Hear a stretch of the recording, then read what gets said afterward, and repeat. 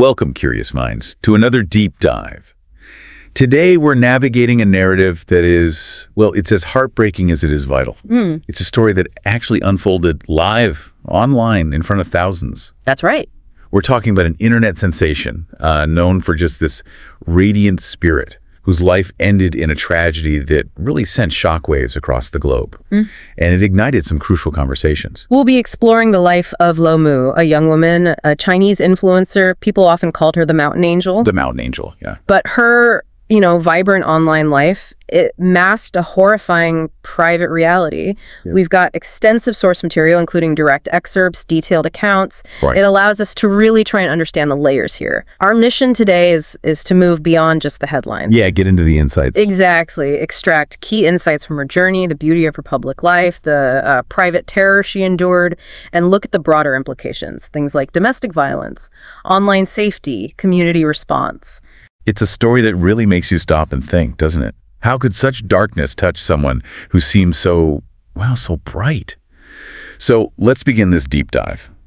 Okay, so picture this.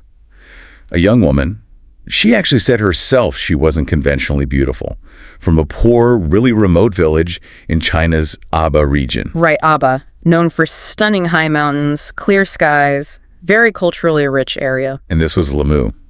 In 2018, she started sharing her life on Douyin. That's China's version of TikTok. And her content, it was simple, but just utterly captivating. So it really was. She'd hike these treacherous mountain paths, sometimes for 10 days straight. 10 days, yeah. Foraging for rare medicinal herbs, cooking simple meals over a fire, sometimes just, sleeping in a sleeping bag under a tarp. Basic survival almost. Totally.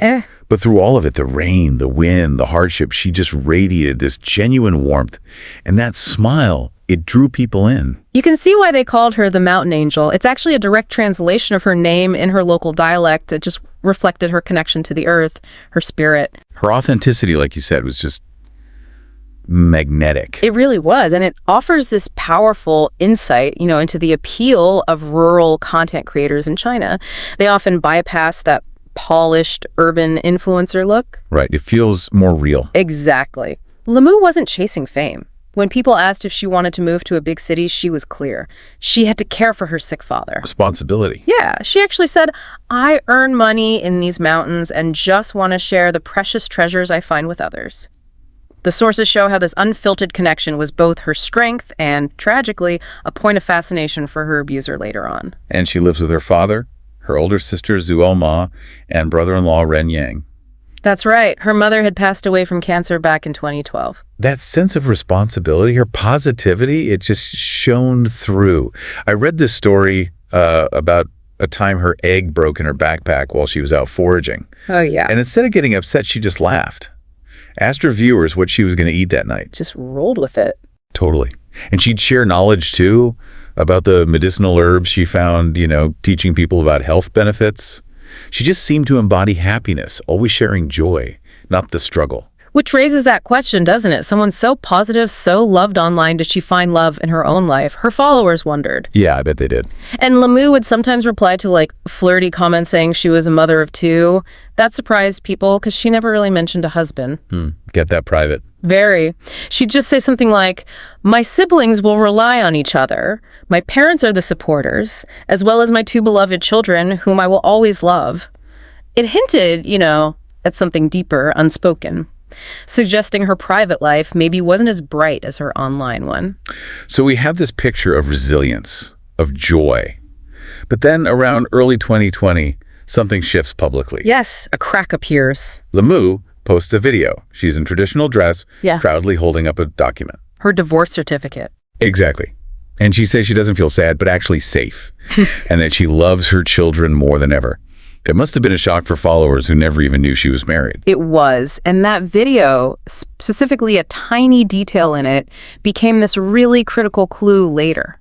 What was that? Well, while she was smiling, talking about relief, some sharp-eyed viewers noticed a bruise. right around one of her eyes, despite her trying to cover it with makeup. Oh, wow. The video was very quickly set to private, which just fueled suspicions, right? That this safety she mentioned was freedom from something painful, something abusive. That little detail, hidden so fast, it spoke volumes. And the sources, they fill in that backstory, don't they? It paints a much darker picture. Can you tell us about her relationship with Tang Lu? How did it start? Sure. Well, Lhamo married Tang Lu when she was really young, just 19. Her parents apparently had reservations, quietly, about his age, his personality. They saw him as selfish, arrogant. And his family? His family was better off than hers, not super wealthy maybe, but comfortable. They had a tea shop that eventually did quite well, which probably didn't help his ego. And initially, Tang Lu seemed to, transform for Lhamo, promised to stop the drinking, the gambling, hanging with gangs, said he'd work in the family tea shop. And she believed him. It seems so. She saw the effort, perhaps. But the sources show this tragic pattern. As soon as she got pregnant with their first child, the old habits came roaring back. Why? What happened? He apparently grew resentful, felt she couldn't contribute as much because of the pregnancy, so he spiraled back into gambling, alcohol, even drugs, according to some accounts. And then it got worse. The violence started. Yes, the sources detail a horrifying escalation. It started with verbal abuse, calling her useless because she was pregnant, and then, disturbingly, physical assault while she was pregnant, apparently just because she asked him to stop gambling. While pregnant? Yes, it set a terrible precedent. And his own parents, they knew about the abuse, but they never stepped in. Never. Why not? They reportedly just saw it as a private marital issue, something they had even gotten through in their own marriage. It's this normalization of violence that's just chilling. That normalization. It's hard to wrap your head around. Were there other factors, maybe cultural pressures? The court documents, witness accounts, they suggest a mix of things. Definitely that cultural pressure to save face, avoid the shame of divorce, especially in more traditional areas. Right. Plus, Tang Lu's family had some local standing, some wealth. That, combined with the social norms, basically trapped Lhamo. Her calls for help were silenced by the very people who should have protected her. So she was stuck in this cycle. For 8 long years. 2 children. She tried to leave multiple times, but Tang Lu would beg, cry. His mother would plead, think of the children, warn her about the shame. Until that final assault. Exactly. The one that left the bruise visible in that divorce video, that finally gave her the strength to leave for good. So after the divorce, things didn't just get peaceful. There was a custody battle. A desperate one. The kids initially went to Tang Lu's family because they were wealthier. Lhamo fought hard to get them back. She even wrote this heartbreaking letter to village authorities. What did it say?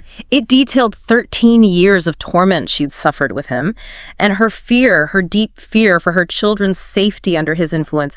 She just wanted them away from him. And how did Tang Lu react to her fighting back, seeking legal help? He was enraged, absolutely furious. He saw it as her not just leaving him, but trying to take his children. That rejection combined with this festering jealousy of her growing fame on Douyin. Where she was loved, celebrated. Right. While he felt abandoned, it all fueled this desire for revenge. And remember his history of violence. The attack on her sister. Yes, he attacked Zhu Ma, Lhamo's sister, broke her orbital bone. There was a police report, but nothing happened. Possibly because of his family's influence. It just showed his aggression when unchecked. And that unchecked aggression leads us to September 14th, 2020, the live stream. It's just harrowing to think about. What do the sources say happened? It's profoundly disturbing. That evening, Lhamo was live streaming from her kitchen, wearing her traditional Tibetan dress. Her usual stream. Seemed like it. She kept her voice low. Her dad and brother-in-law were asleep upstairs. She was chatting with viewers, being her usual bright self, completely unaware. And then? Suddenly, off camera, there's this loud bang! Her smile just vanishes, replaced by sheer terror. Viewers hear heavy footsteps, a struggle, and the camera gets knocked violently to the floor, just shows a dark screen. Oh my God. Panic just erupts in the comments.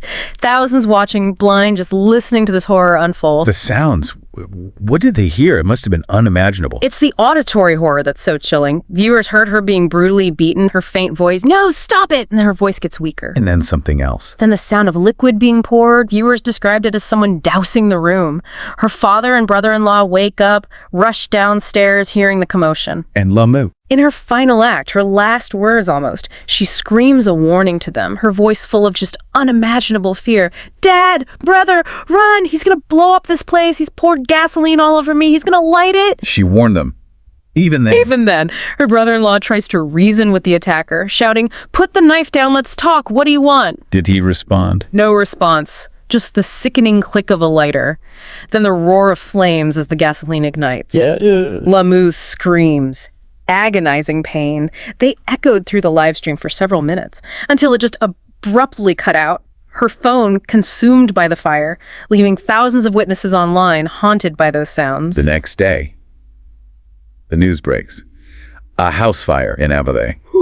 It was Lhamo's home. Yes. Her father, in total shock, grief-stricken, tried to run into the burning house to save her. Neighbors had to hoard him back. At emergency services. Took 3 agonizing hours to arrive. The village was just too remote. It highlights a huge problem in these isolated areas, getting help quickly. When they finally reached her. She was still alive. Barely. Found on the floor, burns over 90% of her body. First responders described her as like a piece of burned flesh stuck to the floor. I can't even imagine. Her father and brother-in-law were physically okay, but deeply traumatized. The local hospital, it just wasn't equipped for severe burns like that. She needed specialized care. Doctors said she needed a city hospital, a dedicated burn unit. The cost was estimated at around 1 million Chinese yuan, an astronomical sum for her family. So what did they do?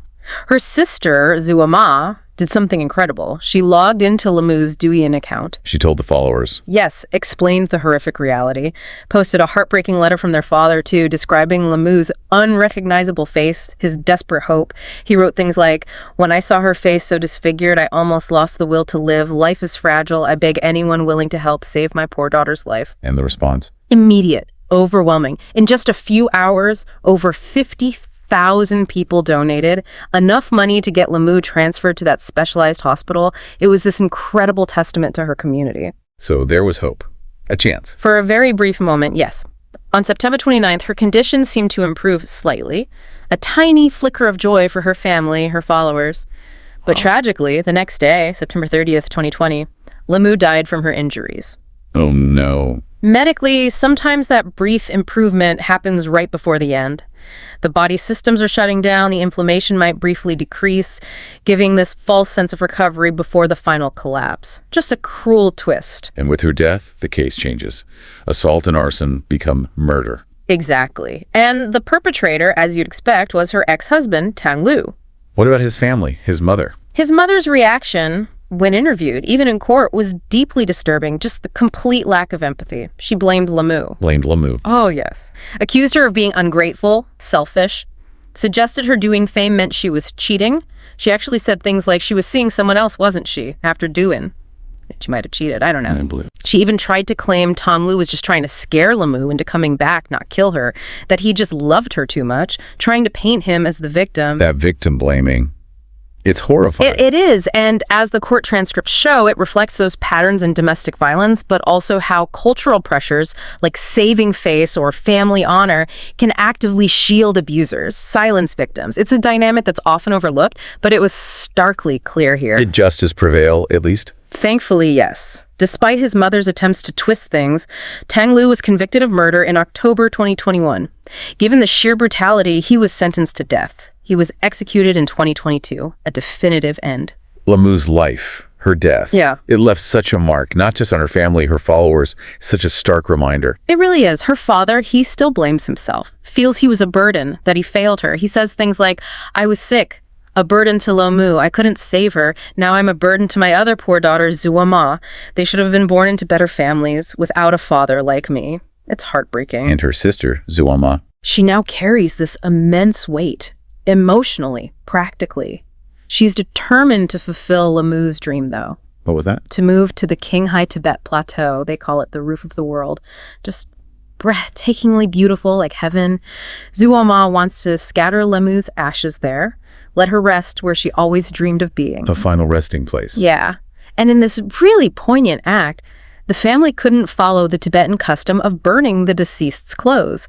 They kept Lhamo's traditional dresses. They felt they were still part of her, a tangible link. Beyond the personal grief, though, her case, because it was live streamed, it really blew up in China, didn't it? Did it actually lead to any changes? That's a really crucial point. The sources show that, yes, her very public murder, especially the live-streamed aspect, significantly ramped up public pressure for reform. Reforms in domestic violence laws. Exactly, and their enforcement. It shone a harsh light on the loopholes, like how online platforms and local authorities weren't intervening effectively, the huge challenges that victims face in rural areas. Like the slow emergency response. Precisely. There was a renewed focus on improving response times, making sure police reports, like the one Zuo Ma filed earlier, actually lead to action. It forced this national conversation about how the system was failing victims. So her individual tragedy, horrifying as it was, became this catalyst. In a way, yes. Her story also shows that double-edged sword of an online presence for victims, right? It offers community, maybe financial independence. But also exposure. Exactly, exposure to more danger from an abuser. What really stands out to me, though, is Lhamo's strength. Yeah. Despite everything she endured, she chose to share light, positivity. She built this powerful community, and that community, in turn, rallied for her in those last days, raising that money so fast. Her 205 videos, over 200,000 followers. It's a testament to her spirit, and a reminder of the urgent need to address these hidden realities behind public faces. Her story forces us to look at the systemic failures and ask, what more can be done? This deep dive into Lhamo's story, it's just a profound reminder that behind smiles there can be these untold struggles. It really underscores how critical it is to recognize and address domestic violence. And it highlights that complex link between our online lives and hidden dangers. Indeed. And if you or someone you know is experiencing domestic violence, please remember, you are not alone. There is help out there. Resources are available. Absolutely. Emergency services, specialized foundations for women and children, social assistance centers. They can provide crucial support, guidance. Your awareness, your intervention, even if it feels small, it can make all the difference. We'll include some general examples of where to find resources for your region. Seeing something, doing something, it can save a life. We really hope this tragic but important story resonated with you, maybe gave you a new perspective on online lives and the realities they sometimes hide. It definitely leaves us with a heavy question, doesn't it? In this increasingly connected world, how do we better protect people who bravely share their lives online? How do we ensure their vulnerability doesn't become a weapon used against them? A vital question. We invite you to share your thoughts, your feelings about this case in the comments below. And if you found this deep dive valuable, please do make sure to like, share, and subscribe to our channel, Horror Docs. We bring you more captivating, thought-provoking stories like this one. Thanks for joining us. Until next time, please take care of yourselves and each other.